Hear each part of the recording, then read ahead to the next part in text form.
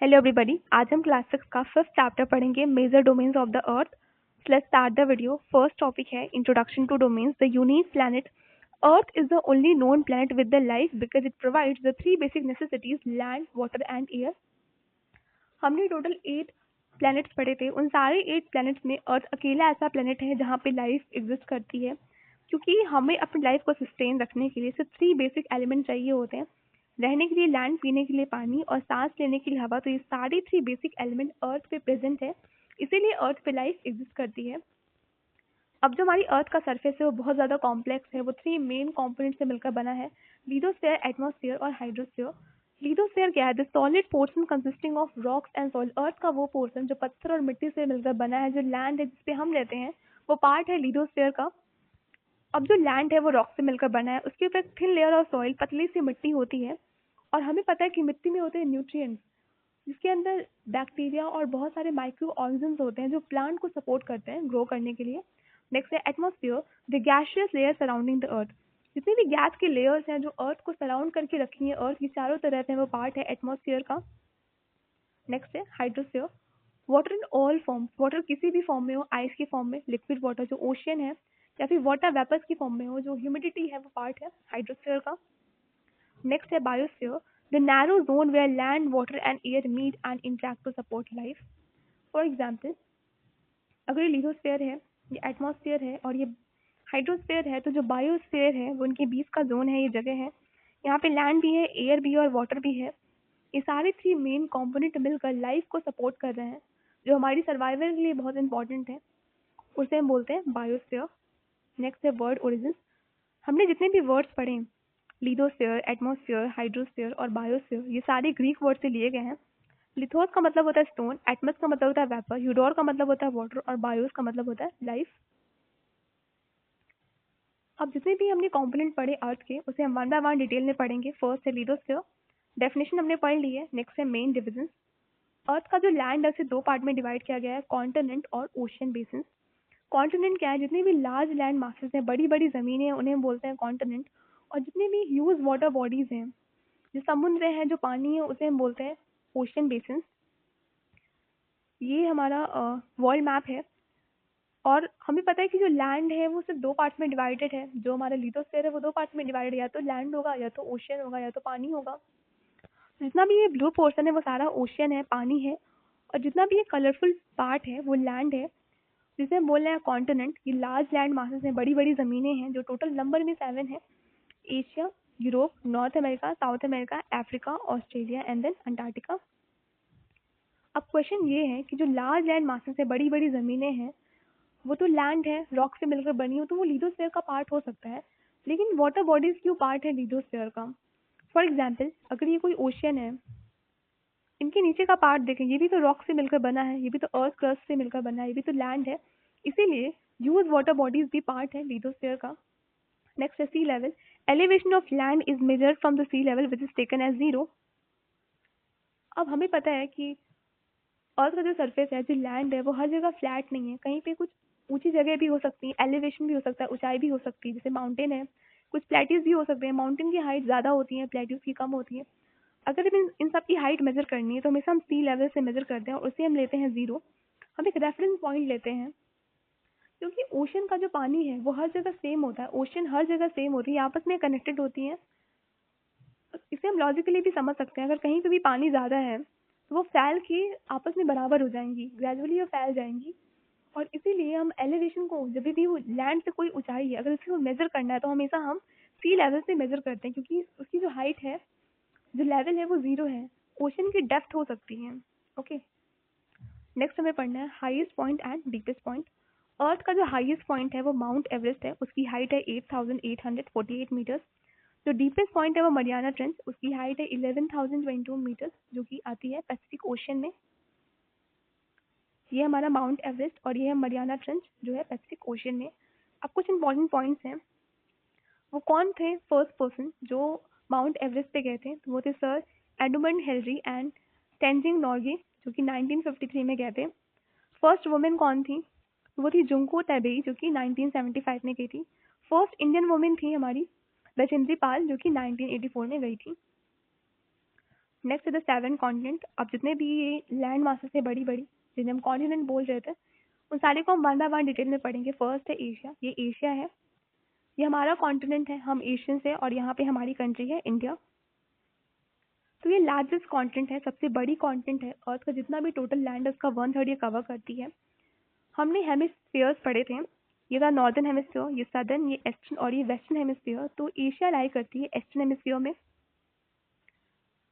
हमने लैटिट्यूड भी पढ़े थे, 23.5 डिग्री लैटिट्यूड को हम बोलते थे ट्रॉपिक ऑफ कैंसर, जो कि पास करती है एशिया से।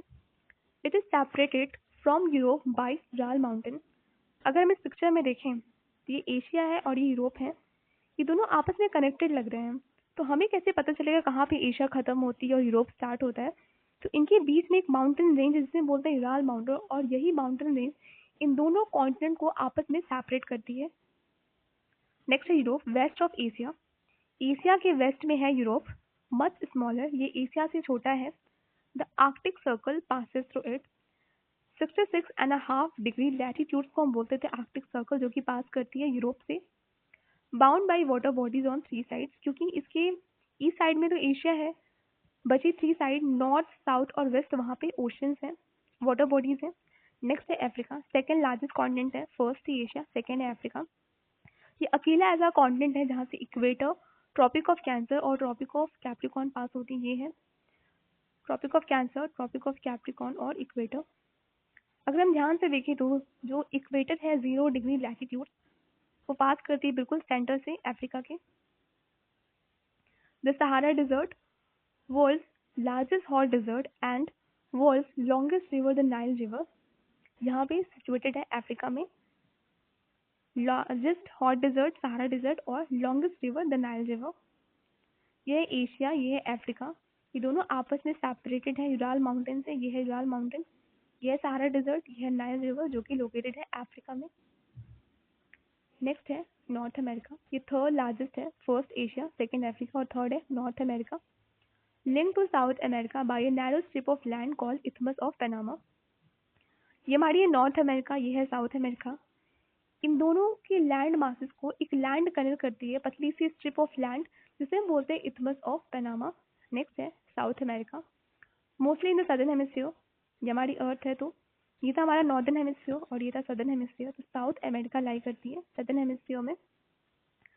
Contains the Andes, world longest mountain range and the Amazon, world largest river by volume. Longest का क्या मतलब है? लेंथ वाइज कोई चीज़ कितनी लंबी है, और लार्जेस्ट का मतलब होता है वॉल्यूम वाइज, मतलब उसमें कितना पानी आ सकता है। तो एंडीज और अमेजन दोनों लाई करती है हमारी साउथ अमेरिका में लोकेटेड है। नेक्स्ट है ऑस्ट्रेलिया, ये स्मॉलेस्ट कॉन्टिनेंट है, सबसे छोटा कॉन्टिनेंट है Australia. Entirely in the southern hemisphere, completely lie करता है सदर्न हेमिस्फीयर में। Often called island continent. Island क्या होता है? ऐसा लैंड जिसकी चारों साइड वाटर बॉडीज है, उन्हें बोलते हैं आइलैंड। अगर हम देखिए ऑस्ट्रेलिया की साइड भी चारों साइड वाटर बॉडीज है, इसीलिए ये एक आइलैंड कॉन्टिनेंट है। नेक्स्ट है अंटार्कटिका, ह्यूज कॉन्टिनेंट, बहुत बड़ा है ये, इन द सदर्न पोलर रीजन। हमने अर्थ के दो पोल्स पढ़े थे, नॉर्दर्न एंड सदर्न। तो जो अर्थ का सदर्न पोलर रीजन है, साउथ पोल रीजन है पोलर, वो आता है अंटार्कटिका के अंदर, permanently covered with thick ice sheet. ये बहुत मोटी आइस शीट से कवर है। नो परमानेंट ह्यूमन सेटलमेंट, यहाँ कभी ह्यूमन सेटल नहीं हो सकते क्योंकि ये जगह बहुत ज़्यादा ठंडी है और ये हमारी सर्वाइवल के लिए बहुत डिफिकल्ट होगा। इंडिया रिजर्व स्टेशन, सारी कंट्री के यहाँ पर रिजर्व स्टेशन है, इंडिया के भी हैं, जिसका नाम है मैत्रेयी और भारती, और ये सारी वहाँ पे सारी कंट्री के रिसर्च स्टेशन है, वहाँ पे वो लोग रिसर्च करते हैं। यह है मैप नॉर्थ अमेरिका का, ये साउथ अमेरिका का। हमने पढ़ा नॉर्थ अमेरिका और साउथ अमेरिका को, लैंड को एक नैरो स्ट्रिप ऑफ लैंड आपस में कनेक्ट करती है, जिसे बोलते हैं इथमस ऑफ पनामा। यह है एंडीज माउंटेन रेंज और ये है अमेजन रिवर जो कि लाई करती है साउथ अमेरिका में। नेक्स्ट हमने पढ़ा था कि अर्थ का जो साउथ पोलर रीजन है वो अंटार्कटिका के सेंटर में आता है, तो वो यहाँ पे है। ये इंडिया की दो रिसर्च स्टेशन मैत्रेयी और भारती जो कि अंटार्कटिका में लोकेटेड है। नेक्स्ट हम पढ़ेंगे oceans. Oceans are the major part of the hydrosphere. Hydrosphere का जो मेजर पोर्शन है वो ओशन कवर करती है, और ये सारी ओशंस आपस में कनेक्टेड होते हैं, ये सारी ओशंस आपस में जुड़े हुए होते हैं ऐसे। नेक्स्ट है कांस्टेंट मूवमेंट। ओशंस हमेशा मूव करते रहते हैं और उनकी 3 मेन मूवमेंट्स हैं, the waves, the tides and the ocean currents. Next है ocean cover a vast majority of the earth surface contributing to why earth is called the blue planet. क्योंकि earth का जो मेजर पोर्शन है वो ocean cover करती है, इसीलिए हम अर्थ को ब्लू प्लैनेट बोलते हैं। फिर भी अर्थ पे हमेशा शॉर्टेज ऑफ वाटर होती है, पानी की हमेशा कमी होती है, क्योंकि 97% जो है वाटर वो ओशन में जाता है और वो बहुत ज़्यादा सॉल्टी है ह्यूमन यूज़ के लिए, वो पानी बहुत ज़्यादा खा रहा है, उसे ह्यूमन बींग्स यूज़ नहीं कर सकते। इसीलिए बचा 3%। उस 3% का 2.5% जो है पानी वो आइस के फॉर्म में है, ग्लेशियर्स में है, अंडरग्राउंड है वाटर, वो भी हम यूज़ नहीं कर सकते। तो सिर्फ 1% पानी जो हम डेली लाइफ में यूज़ करते हैं, इसीलिए हमेशा शॉर्टेज ऑफ वाटर होती है, पानी की हमेशा कमी होती है। नेक्स्ट है द 5 ओशंस। टोटल ओशन 5 हैं, ये हमने पढ़ लिया है। मेजर पार्ट है हाइड्रोस्फीयर, ये सारे आपस में कनेक्ट होते हैं। नेक्स्ट हमें पढ़ना है फर्स्ट जो ओशन है वो पैसिफिक ओशन, ये लार्जेस्ट ओशन है, अर्थ का 1/3 सरफेस ये कवर करती है। नेक्स्ट है ये हमने पढ़ा था कि जो मरियाना ट्रेंच है वो आती है पैसिफिक ओशन में, लाई करती है। ये सर्कुलर है शेप में, Asia, Australia, North and South America surrounded it. ये है साउथ पैसिफिक ओशन, ये है नॉर्थ पैसिफिक ओशन, ये सर्कुलर है शेप में और इसके ये North America, South America, Asia और ऑस्ट्रेलिया को सराउंड करती है। नेक्स्ट है द अटलांटिक ओशन, ये सेकेंड लार्जेस्ट ओशन है, एस शेप में है। It is flanked by North and South America on the western side, Europe and Africa on the eastern side. ये हमारा है नॉर्थ अटलांटिक ओशन, ये South Atlantic Ocean, ये S shape में है। इसके वेस्ट साइड में नॉर्थ और साउथ अमेरिका है, ईस्ट साइड में यूरोप और अफ्रीका है। नेक्स्ट है the coast line of Atlantic Ocean is highly intended. First thing की कोस्ट लाइन क्या होती है? ऐसा लैंड जो हमेशा वाटर की कांटेक्ट में होता है उसे हम बोलते हैं कोस्ट लाइन। जिससे हम ये सारा पार्ट देखें, ज़रा ये सारा पार्ट ओशन के कांटेक्ट में, पानी के कांटेक्ट में, इसीलिए इसे बोलते हैं कोस्ट लाइन। सारी कंट्री की अपनी एक कोस्ट लाइन है। तो जो अटलांटिक ओशन का जो कोस्ट लाइन है वो बहुत ज़्यादा इरेगुलर, बहुत ज़्यादा रफ है ये ऐसे। This irregular and intended coastline provides the ideal location for the natural harbors and ports. अब नेचुरल हार्बर्स या पोर्ट्स क्या होते हैं? हमें पता है कि शिप से सामान लोड और अनलोड होता है और फिर अदर कंट्रीज में जाता है और सेल होता है, उसी को हम नेचुरल हार्बर्स या पोर्ट्स कहते हैं। क्योंकि अटलांटिक ओशन की जो कोस्ट लाइन है वो बहुत ज़्यादा इरेगुलर है, स्मूथ नहीं है, ये बहुत आइडियल लोकेशन देते हैं ट्रेड और कॉमर्स के लिए। फॉर एग्जाम्पल अगर कोई शिप है यहाँ पे, क्योंकि अटलांटिक ओशन का जो कोस्ट लाइन है वो इंटेंडेड है, तो शिप यहाँ पे रुक सकती है, तो ईजी सामान लोड और अनलोड होगा और यहाँ से दूसरी कंट्रीज में जाएगा। इसीलिए नेचुरल हार्बर्स और पोर्ट्स के लिए, ट्रेड और कॉमर्स के लिए बहुत ज़्यादा यूजफुल है अटलांटिक ओशन। शिप वहाँ पे इजीली रुक सकती है कोस्ट लाइन के बगल में, वहाँ से सामान लोड होगा, अनलोड होगा, दूसरी कंट्री में जाएगा, इसीलिए ये बहुत ज़्यादा। और इसे हम बिजिएस्ट ओशन भी कहते हैं। नेक्स्ट है इंडियन ओशन, ये अकेला ऐसा ओशन है जो किसी कंट्री के नाम पे रखा गया है, हमारी कंट्री इंडिया के। रेक्टेंगुलर है शेप में। In the north it is bound by Asia, in the west Africa and west में है ऑस्ट्रेलिया। ये हमारी है इंडियन ओशन, इसके नॉर्थ में है एशिया, ईस्ट में है ऑस्ट्रेलिया और वेस्ट में है अफ्रीका। नेक्स्ट है the southern ocean, it encircles the continent of Antarctica. ये अंटार्कटिका कॉन्टिनेंट को इंसर्कल करती है, इसको सराउंड करती है। It extend northward towards 60 degree south latitude. Okay, ये हमारी अंटार्कटिका, ये है सदर्न ओशन जो कि इंसर्कल करती है अंटार्कटिका को और ये 60 डिग्री लैटिट्यूड तक जाती है। जैसे यहाँ पे है 40 डिग्री साउथ लैटिट्यूड, तो यहाँ पे कहीं होगा हमारा 60 डिग्री साउथ लैटिट्यूड। लास्ट है द आर्कटिक ओशन, टोटल 5 है, ये 5th है। It is located with in the Arctic circle.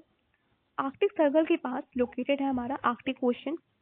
कहाँ पे? नॉर्थ पोल में। And surround the north pole, ये नॉर्थ पोल को सराउंड करती है। It is connected with the Pacific Ocean by a narrow stretch of shallow water known as Bering straight.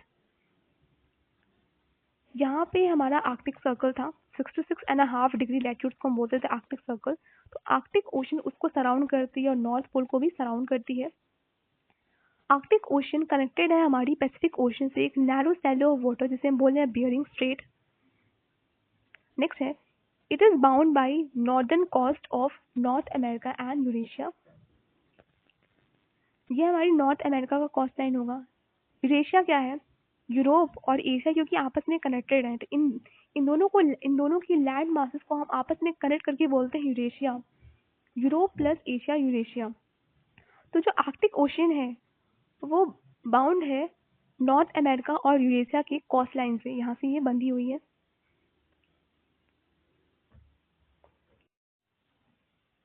अब हमें दो पॉइंट डिस्कस करने हैं, इथमस और स्ट्रेट। इथमस क्या होता है? A narrow strip of land joining two land masses. जब दो लैंड को एक पतली सी लैंड आपस में जोड़ती है उसे हम बोलते हैं इथमस। जैसे नॉर्थ अमेरिका का लैंड है, ये साउथ अमेरिका का है, उसे एक पतली सी लैंड आपस में कनेक्ट करी उसे हम बोलते हैं इथमस। स्ट्रेट जस्ट अपोजिट है इथमस का। A narrow passage of water connecting two large water bodies like seas and ocean. वहां पे क्या था, दो लैंड को एक लैंड कनेक्ट कर रही थी।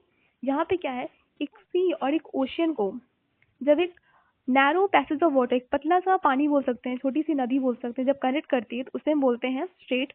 इसी इंडिया और श्रीलंका का जो स्ट्रेट है उसे हम बोलते हैं पार्क स्ट्रेट। द एटमॉस्फेयर, हमने पढ़ा था कि अर्थ को हमेशा गैस के लिए सराउंड करके रखती है, इसे हम बोलते हैं एटमॉस्फेयर। इसे हम थिन ब्लैंकेट ऑफ एयर भी कहते हैं। अब ये हमारे लिए बहुत इंपॉर्टेंट है।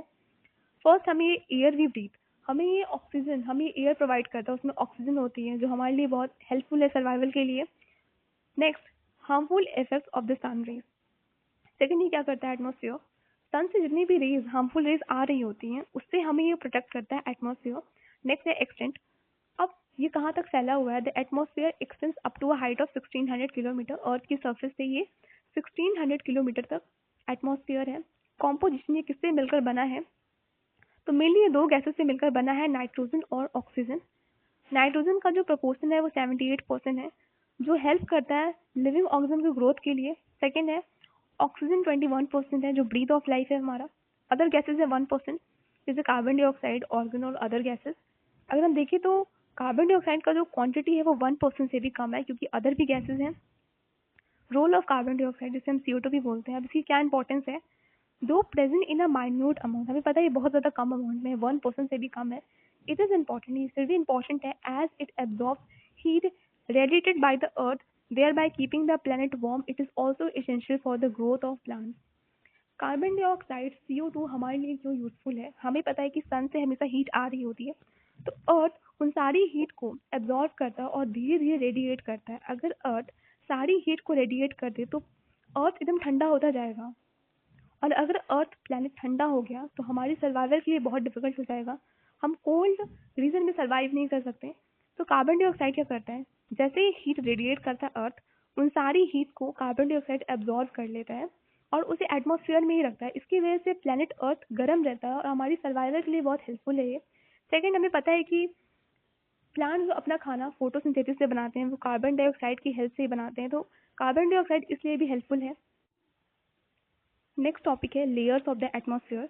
एटमॉस्फेयर की टोटल 5 लेयर्स होती हैं जो अपनी कॉम्पोजिशन, टेम्परेचर और अदर प्रॉपर्टीज की वजह से डिवाइडेड हैं। Troposphere, stratosphere, mesosphere, thermosphere and then exosphere.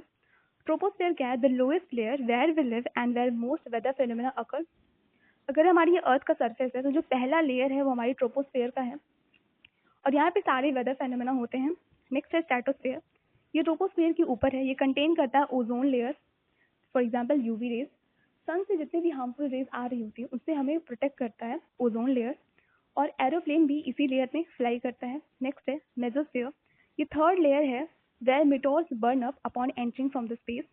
हमने मीटोरॉइड्स पढ़े थे the earth in the solar system chapter में। सन के अराउंड जितने भी रॉक की पीसेस रिवॉल्व करते हैं उन्हें बोलते हैं मीटोरॉइड्स। जो प्लैनेट कुछ सालों पहले एक्सप्लोड हुए थे, बहुत सालों पहले, उन्हीं के पार्ट थे हमारे ये रॉक्स। तो जब ये मीटोर स्पेस से अर्थ की तरफ आते हैं तो पहले ये एटमॉस्फेयर की लेयर से होकर आएंगे, तो यहाँ पे ये बर्नअप हो जाते हैं, जल जाते हैं और अर्थ की सरफेस तक नहीं आ पाते हैं। नेक्स्ट है thermosphere. In this layer temperature rises very rapidly with increasing height. अगर हम इस लेयर में है थर्मोस्फेयर में तो यहाँ पे जो टेम्परेचर है वो बहुत जल्दी बढ़ने लगता है। नेक्स्ट है exosphere. The upper most layer with very thin air. सबसे जो ऊपर लेयर है वो एक्सोस्फेयर का है और यहाँ पे बहुत हल्की हवा होती है, वेरी थिन एयर। नेक्स्ट है density and pressure. The density of the atmosphere varies with height. Density height के साथ बदलती रहती है, चेंज होती रहती है और ये मैक्सिमम होती है सी लेवल पे, और जैसे जैसे हम हाइट तक जाते हैं ये कम होने लगती है। फॉर एग्जाम्पल अगर हम लैंड पे हैं अर्थ की सरफेस पे तो यहाँ पे एटमॉस्फेयर की जो डेंसिटी है वो बहुत ज़्यादा है, यहाँ पे जो गैसेज हैं वो मैक्सिमम अमाउंट में प्रेजेंट हैं, इसीलिए हमें सांस लेने में प्रॉब्लम नहीं होती। जैसे हम कुछ हाइट तक जाते हैं, फॉर एग्जाम्पल अगर हम माउंटेन क्लाइंब कर रहे हैं, हम यहाँ पे हैं, तो यहाँ पे जो एटमॉस्फेयर की डेंसिटी है वो बहुत ज़्यादा कम है, इसीलिए हमें सांस लेने में प्रॉब्लम होती है। और यही रीज़न है जितने भी माउंटेनियर्स होते हैं, क्लाइंबर्स होते हैं, जब वो हाइट तक जाते हैं तो वहाँ पे उन्हें सांस लेने में प्रॉब्लम होती है और वो अपने साथ oxygen cylinder carry. Next point है टेम्परेचर। जैसे हमने डेंसिटी के बारे में पढ़ा, अगर हम अर्थ सरफेस पे हैं या फिर सी लेवल पे हैं तो डेंसिटी ज़्यादा होगा, और जैसे जैसे हम हाइट तक जाएंगे डेंसिटी कम होने लगेगी। उसी तरह टेम्परेचर भी वैरी करता है। अगर हम सी लेवल पे हैं, अर्थ की सरफेस पे हैं या फिर कम हाइट पे हैं तो टेम्परेचर ज़्यादा होगा, और जैसे जैसे हम हाइट तक जाएंगे टेम्परेचर कम होने लगेगा। और यही रीज़न है कि जो माउंट एवरेस्ट है उस पर हमेशा बर्फ जमी होती है, क्योंकि हमने पढ़ा था कि जो अर्थ का हाईएस्ट पॉइंट है वो माउंट एवरेस्ट ही है, उसकी हाइट है 8848 मीटर। नेक्स्ट टॉपिक है पॉइंट है air pressure. The atmosphere exert pressure on the earth and it varies from place to place.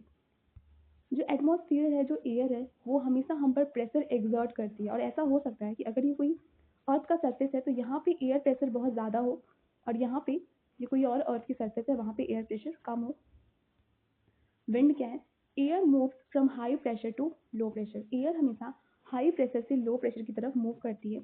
अगर यहाँ पे एयर प्रेशर बहुत ज़्यादा है और यहाँ पे किसी और प्लेस पे एयर प्रेशर कम है तो ये ऑटोमेटिकली मूव कर जाएगी high pressure to low pressure, और इसी मूविंग एयर को हम बोलते हैं विंड। नेक्स्ट है the biosphere, zone of contact. हमने पढ़ा था कि लैंड, वाटर और एयर मिलकर बायोस्फीयर बनाते हैं, जो हमारी लाइफ के लिए बहुत इसेंशियल है। बिना लैंड, वाटर और एयर के हमारी लाइफ पॉसिबल नहीं है, और ये जो बायोस्फीयर है वो सिर्फ हमें अर्थ पे मिलता है।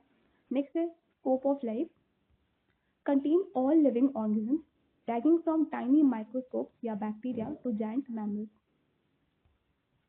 हमें पता है कि हमारी अर्थ के सरफेस पे बहुत सारे ऑर्गेनिजम्स हैं, कुछ छोटे टाइनी माइक्रो ऑर्गेनिजम्स भी हैं जो सिर्फ हमें माइक्रोस्कोप से दिखाई देते हैं, हमें आँख से दिखाई नहीं देते हैं।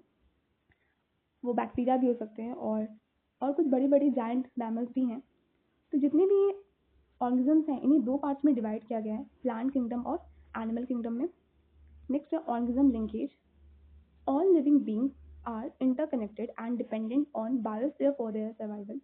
अब जितने भी ऑर्गेनिज्म हैं ये सारे आपस में भी कनेक्टेड हैं और बायोस्फीयर से भी कनेक्टेड हैं। कोई अकेला एग्जिस्ट नहीं कर सकता, हम सबको एक दूसरे की ज़रूरत है खुद को सर्वाइव करने के लिए। नेक्स्ट है डोमेन इंट्रैक्शंस एंड इम्पैक्ट। हमने अभी पढ़ा कि लैंड, वाटर और एयर मिलकर बायोस्फीयर बना रहे हैं। अब यही लैंड, वाटर और एयर एक दूसरे को इफेक्ट भी कर रहे हैं, और इसका एग्जाम्पल है soil erosion, surface changes and water pollution. Soil erosion क्या है? जब हम पेड़ों को काट देते हैं तो उसे हम बोलते हैं डिफॉरेस्टेशन। हमने पढ़ा था कि लैंड के ऊपर एक थिन लेयर ऑफ सॉइल होती है, मिट्टी होती है, तो जब हम पेड़ों को काट रहे हैं तो वो जो मिट्टी है वो अपनी प्लेस से खिसक जा रही है, और उसे हम बोल रहे हैं सॉइल इरोजन। और इसे हेल्प कौन कर रहा है? वाटर और विंड ही कर रहे हैं, और ये सारे मिलकर, हमने पढ़ा था, ये सारे मिलकर बायोस्फीयर बना रहे हैं, अब एक दूसरे को इफेक्ट भी कर रहे हैं। इसका नेक्स्ट एग्जाम्पल है सरफेस चेंजेस। जब नेचुरल क्लैमिटीज आती है, जैसे अर्थ पे भूकंप हो गया, तो जो अर्थ का जो सरफेस है, कुछ लैंड है, वो पानी के अंदर डूब जाते हैं, उनके अंदर फिजिकल शिफ्ट आता है। इसका एग्जाम्पल है बहुत सालों पहले एक सुनामी आई थी, उस टाइम पे अंडमान और निकोबार जो आइलैंड है, अभी हम आगे पढ़ेंगे क्या होता है। तो अंडमान और निकोबार एक आइलैंड है जिसका जो लैंड है वो पानी के अंदर सबमर्ज हो गया था। नेक्स्ट इसका एग्जाम्पल है वाटर पॉल्यूशन। हमें पता है कि जितनी भी इंडस्ट्रियल वेस्ट होती है जो हमारे यूज़ का नहीं होता, हम उसे रिवर में डाल देते हैं। अभी दो चीज़ों को बहुत इफेक्ट कर रहा है। फर्स्ट, जितने भी रिवर्स में जो ऑर्गेनिजम्स रहते हैं, जो एक्वाटिक एनिमल्स हैं, उनकी लाइफ को भी इफेक्ट कर रहा है, और जो उस पानी को पी रहे हैं उन्हें भी इफेक्ट कर रहा है। जो ह्यूमन बींग्स हैं, जो और ऑर्गेनिजम्स हैं, उनकी लाइफ को भी इफेक्ट कर रहा है। नेक्स्ट है atmospheric balance and global warming, CO2 role. हमने पढ़ा था कि 1% से भी कार्बन डाइऑक्साइड कम है हमारी एटमॉस्फेयर में। अब कार्बन डाइऑक्साइड हमारे लिए बहुत इसेंशियल था, हमने पढ़ा भी था, क्योंकि जब अर्थ से बहुत सारी हीट रेडिएट होती है तो कार्बन डाइऑक्साइड उसे एब्जॉर्ब करता है, उसे एटमॉस्फेयर में ही रखता है, और उसकी वजह से प्लैनेट गर्म रहता है, और वो हमारी सर्वाइवल के लिए बहुत हेल्पफुल है अगर प्लैनेट गर्म है। नेक्स्ट है ग्लोबल वार्मिंग। आपने कहीं ना कहीं सुना होगा, हमेशा इस पे डिबेट और डिस्कशन होता है ग्लोबल वार्मिंग पे। अब ये क्या है? जब भी हम व्हीकल्स, हमें पता है कि व्हीकल से और हमारी इंडस्ट्रीज से, जो थर्मल पावर प्लांट है, थर्मल पावर प्लांट का मतलब जहाँ पे इलेक्ट्रिसिटी बनती है, इनसे हार्मफुल गैसेस निकलती हैं, उन गैसेस में कार्बन डाइऑक्साइड भी प्रेजेंट होता है। हमारी एटमॉस्फेयर में ऑलरेडी कार्बन डाइऑक्साइड प्रेजेंट है, अब यहाँ पे और सारे कार्बन डाइऑक्साइड गैसेस जा रही हैं, तो ओवरऑल जो क्वांटिटी है कार्बन डाइऑक्साइड का वो एटमॉस्फेयर में बढ़ गया, क्योंकि इंडस्ट्री से, हमारी व्हीकल से और थर्मल पावर प्लांट से और भी चीज़ों से कार्बन डाइऑक्साइड एटमॉस्फेयर में जा रहा है, तो ओवरऑल जो क्वांटिटी है वो बढ़ गई। अगर कार्बन डाइऑक्साइड बढ़ गया तो वो जितनी भी अर्थ से हीट आ रही है उसे और एब्जॉर्ब करेगा और हमारा प्लेनेट और गर्म होता जाएगा। और अगर अर्थ प्लेनेट गर्म हो रहा है तो हमारी सर्वाइवल के लिए डिफिकल्ट है, क्योंकि हम ज़्यादा ठंडी जगहों पे भी नहीं रहते और ज़्यादा वार्म प्लेस पे भी नहीं रह सकते। इसीलिए हम एक बैलेंस बना के रखते हैं। तो जब भी ग्लोब पे हमारी अर्थ का जब टेम्परेचर राइज होता है, ज़्यादा बढ़ता जाता है, उसे हम बोलते हैं ग्लोबल वार्मिंग।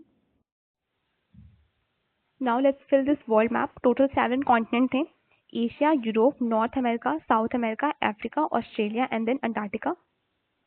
अब इंपॉर्टेंट पॉइंट पे डिस्कस कर लेते हैं। एशिया हमारी सबसे बड़ी कॉन्टिनेंट थी, अर्थ का 1/3 सर्फेस कवर कर रही थी। यहाँ से tropic of cancer 23.5 degree latitude pass कर रहा था, वो ये है। यूरोप से 66.5 degree latitude Arctic circle pass कर रहा था ये। और ये एशिया और यूरोप आपस में सेपरेट थे यूराल माउंटेन से। नॉर्थ अमेरिका और साउथ अमेरिका आपस में कनेक्टेड थे एक लैंड से, जिसे हम बोल रहे थे isthmus of Panama. Africa second largest continent थी, थर्ड थी नॉर्थ अमेरिका। यहाँ से tropic of cancer, tropic of Capricorn और इक्वेटर पास कर रहा था। और यहाँ पे दो चीजें लोकेटेड थी, the Nile river and Sahara desert. Next है साउथ अमेरिका, यहाँ पे भी दो चीजें लोकेटेड थी, the Andes mountain range and Amazon river. Australia सबसे छोटा कॉन्टिनेंट था, ये आइलैंड कॉन्टिनेंट है। नेक्स्ट है अंटार्कटिका। अर्थ का जो साउथ पोलर रीजन है वो अंटार्कटिका के बिल्कुल सेंटर में है। ये हमेशा आइस शीट से कवर होता है और यहाँ पे कभी ह्यूमन सेटल नहीं हो सकते। और यहाँ पे इंडिया के दो रिसर्च स्टेशन है, मैत्री और भारती। तो हमारा सेशन कंप्लीट हो गया। Thank you.